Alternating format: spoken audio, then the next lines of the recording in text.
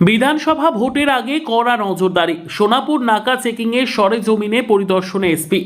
আসন্ন বিধানসভা নির্বাচনকে সামনে রেখে নিরাপত্তা ব্যবস্থাকে আরও জোরদার করতে মাঠে নেমেছে পুলিশ প্রশাসন। সেই পরিপ্রেক্ষিতে সোনাপুর 31 নম্বর জাতীয় সড়কের উপর অবস্থিত সোনাপুর নাকা চেকিং এলাকায় আজ সরেজমিনে পরিদর্শন করলেন এসপি রাকেশ সিংহ।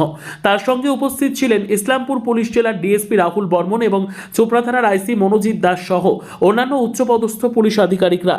এদিন তারা নাকা চেকিং পয়েন্টে দাঁড়িয়ে বিভিন্ন ছোট গাড়ি, প্রাইভেট গাড়ি তল্লাশি প্রক্রিয়া খতিয়ে দেখেন এবং সিসিটিভি নজরদারি ব্যবস্থাও ভালোভাবে পর্যালোচনা করেন।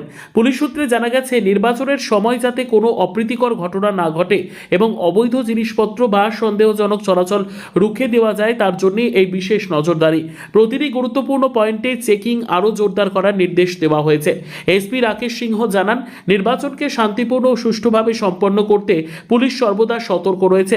প্রয়োজনে আরও বাড়ানো হবে নজরদারি এবং রুট মার্চের সংখ্যাও বৃদ্ধি করা হবে। সাধারণ মানুষের নিরাপত্তা নিশ্চিত করতে এবং একটি নির্ভয় পরিবেশে ভোটগ্রহণ সম্পন্ন করতে এই কড়া পদক্ষেপ বলে জানিয়েছে পুলিশ প্রশাসন।